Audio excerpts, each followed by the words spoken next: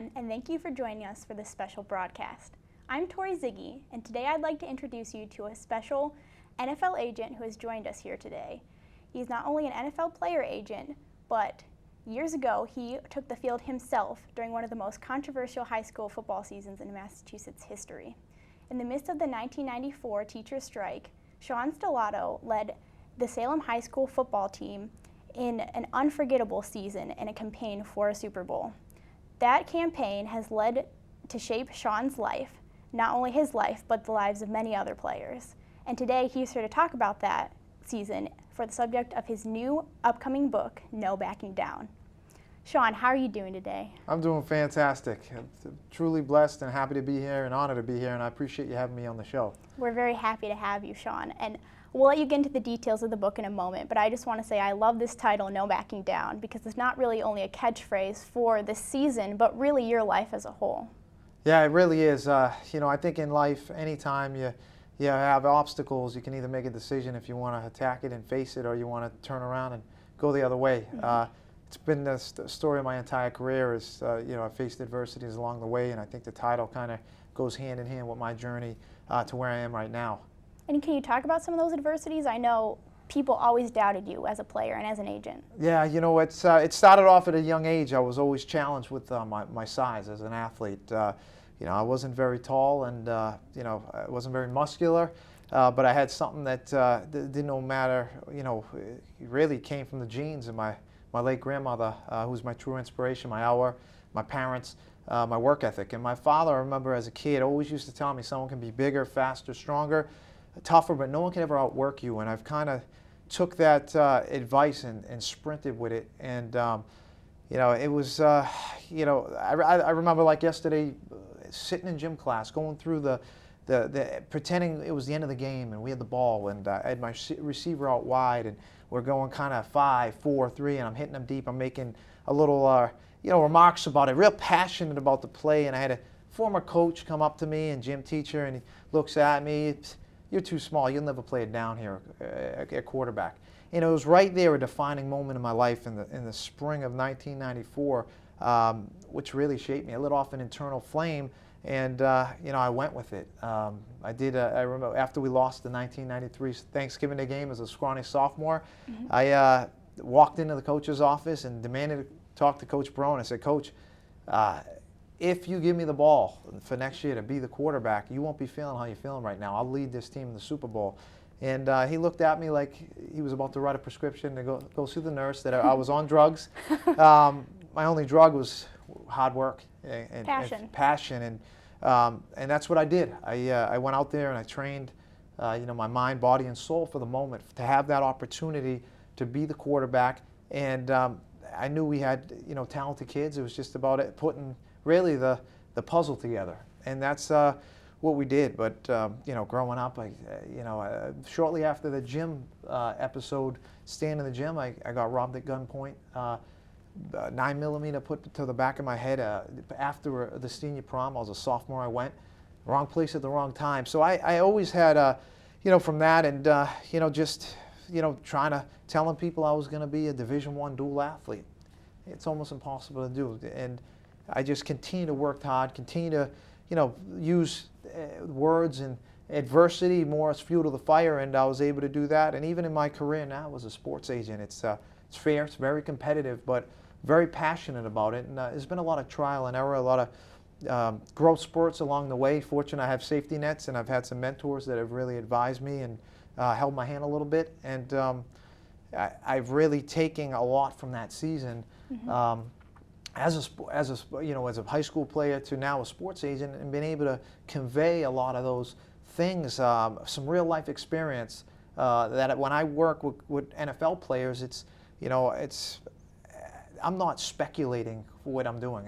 I've from real life experience, I'm able to convey that, and I think it really reaffirms that they know I'm the man for them, and I'm going to maximize monetary opportunity, and we're going to have some fun and change some lives along the way. Absolutely. As you said, you played for Division I college, Marist College, and then you went on to play as in the AFL. Yeah, I did, and I actually went to Gunnery, which was a prep school for Salem for a year, and that kind of really expanded my horizons. Really became a more diligent student, developed my study habits, and I was fortunate enough to get a financial package to go to Marist and played 2 Division I sports, which was a first time ever flying in an Football airplane. and basketball, correct? Football and basketball, that's correct. And I always grew up with a basketball background with my dad. Bedtime stories. He grew up during the glory days of the Celtics when they were winning championships after championships, with Red Auerbach. And best time to be around. yeah, it was amazing. His high school team, Somerville, actually opened up for the Celtics, and he used to tell me the stories about Bob Cousy and Tommy Heiss and Havlicek and all.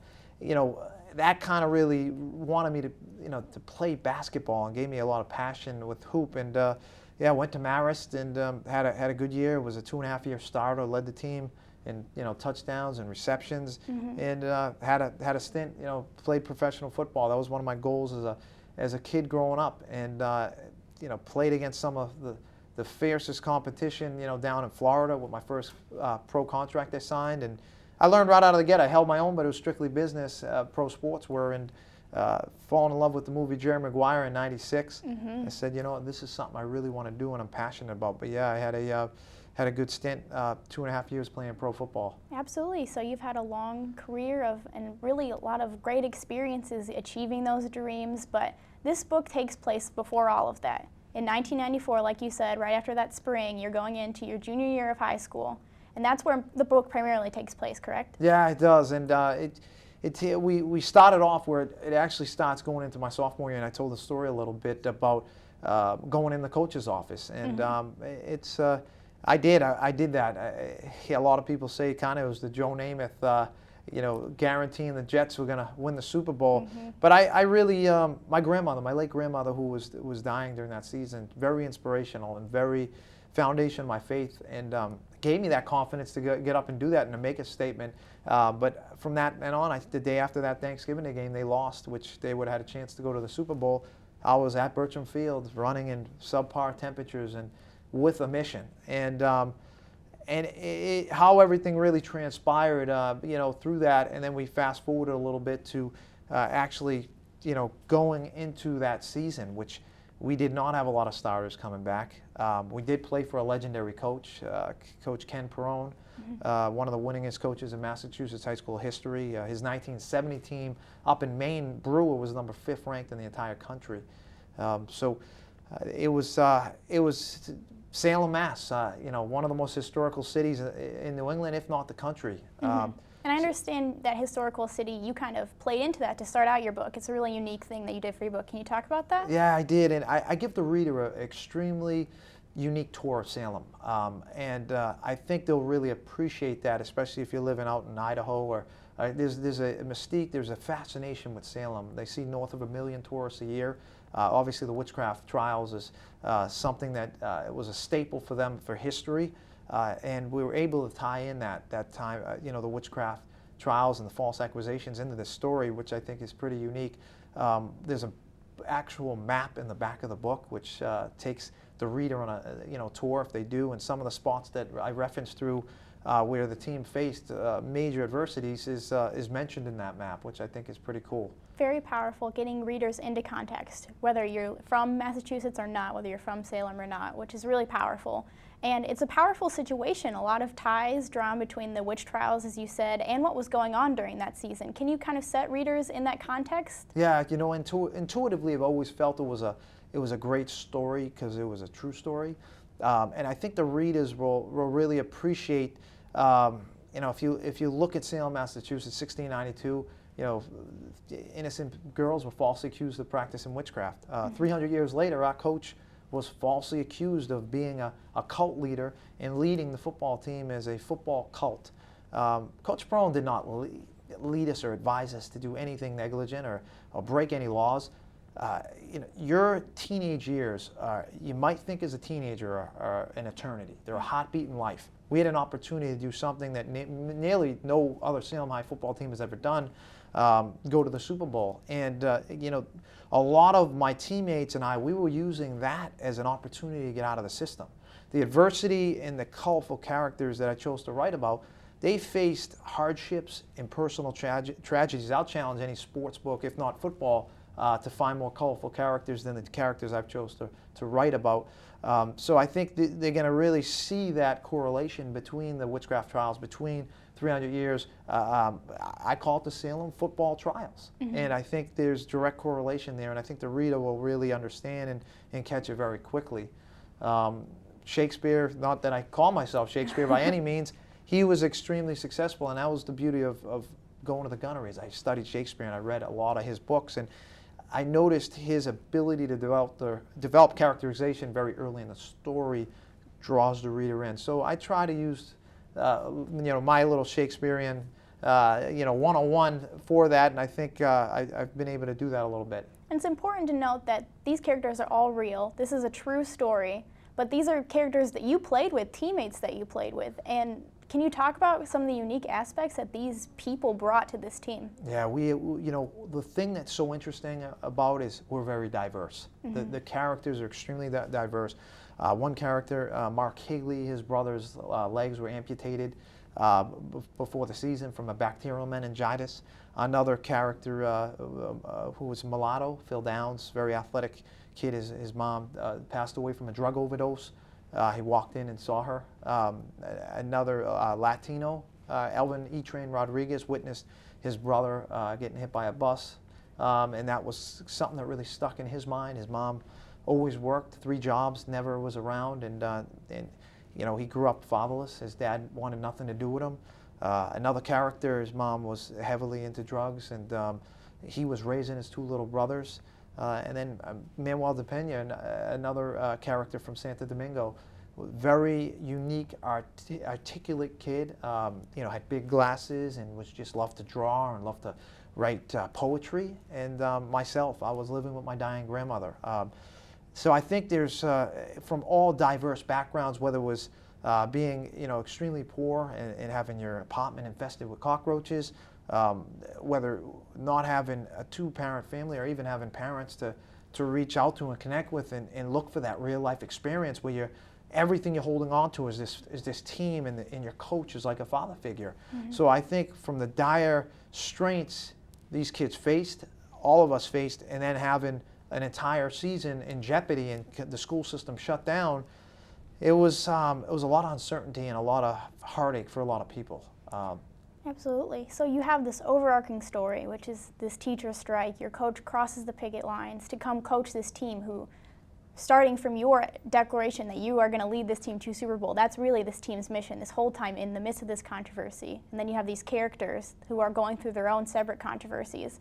What do you think this story means, not only to the people that were involved in this, but potential readers that are going to read this book? What is the value of this book to them? I think any reader who wants to read a book, I think the true story component really hits home because it's extremely inspirational. Mm-hmm. It's as pure as the snow, and I think anybody out there in society, whether you're low, poor, middle class, white, you appreciate I think the genuineness and the understanding that it's a true story, and that everybody, whether you're a construction worker, whether you're a doctor, whether you're a nurse, whether you're a pro athlete, at some point in your life you face adversities, you face struggles and hardships. And I think that really defines a person. What you do with that moment, whether you take a knee and back off, or do you put your chest out and you keep marching, and you take those big cinder blocks and you crush them into gravel and you walk over them. I think it's extremely compelling, and it's captivating, and it's inspiring. And I think it's going to show the reader whether you're 15 or you're 55, if you're on a mission and you believe in something, that you can do anything if you really put your mind, heart, and soul to it and believe in it and put everything on the line for what you really believe in. Mm-hmm. But I think, from being watching Remember the Titans and Rudy and Friday Night Lights, The Natural, which I used to play in my mind when I'd play games, those stories, those feel-good, inspirational stories, I think you have one that Massachusetts has never witnessed and is going to witness through No Backing Down. Absolutely. So not only that, but this book is really kind of a closure to this event that really never got closure. And I know it was a huge healing process for you writing it. Why did you wait so long before you started writing this book? That's a great Question. It was a healing process, extremely therapeutic for myself. I did over 1,000 hours of interviews. I watched every game film multiple times, legal documents, court depositions. One thing that really resonated with me and really hit home with me was grown men crying. Kids that were affected 20 years ago showed so much emotion in the imprint this left on them. And I felt the poetic part of the whole story is I was the quarterback, and we did not have voices. We were, in my mind, and I'm sure amongst my teammates, we're bargaining chips. And I felt that I wanted to write it very objectively. I wanted to write it when I was grown to a point. At every level I've ever played at, and playing 20 years of football, I was always brought back to the moment and always brought back to Salem. It was like a magnet pulled me in. And I had empathy for my coaches. I had empathy for my teammates. I was fortunate enough to fly from the nest and did well. I mean, I worked very, very hard. I never gave up. I got the door slammed in my face. You never backed down. Never backed down. And I ricocheted off my skin and just kept on using that as fuel to the fire, even to today. But I felt that I owed it as a quarterback, and I felt that God put me in this situation to tell the story very organically and very objectively, and that's what I did. And it definitely. It is a healing tool for a lot of people. It was very therapeutic, and some of these kids deserve to leave a legacy. Their kids deserve to know what their dads did for them, and for, I look at, we stole a piece of time. We did something that 90% of, probably 95% of high school athletes won't do, and that's, win a championship and do it under conditions that was so fierce and so adverse that I think every Hollywood writer will fall in love with. So you started writing the book 5 years ago, but you had this goal to get it ready for the 20th anniversary of this season. But I know you faced some adversity once again trying to get it published. Yeah, it's funny. I had a very reputable individuals, and I'll give him a shout out. Dan Shaughnessy with the Globe. I reached out to him for some advice, and he said, "Are you nuts? Stop." What do you mean stop, Dan? You know how hard it is to get published? I said, Dan, you know how hard it is to be just under 5'9" and play 2 Division I sports, or be a sports agent? So, right when he said that, it almost like turned the intensity, meter up another 20 notches. But yeah, I went through a lot of loopholes, and getting published was very, very, you had to swallow your pride. You really had to have thick skin. I mean, kind of that no backing down mentality. And I got denied by several publishers. Triumph was one of the biggest sports publishers in the country, and they felt that they liked the story. And I remember being down Cape Cod last August, and we were going back and forth, and I was feeling, confident that we were going to get a deal done. And Mr. Best, with all due respect, he felt it was a good story, but he didn't feel that they could see the ROI on it. And I left it with him like this. I said, Mr. Best, very candidly, I said, do you know the story of Rocky? And he said, kind of. I said, do you know how many times Rocky was denied? And I said, the moral of the story is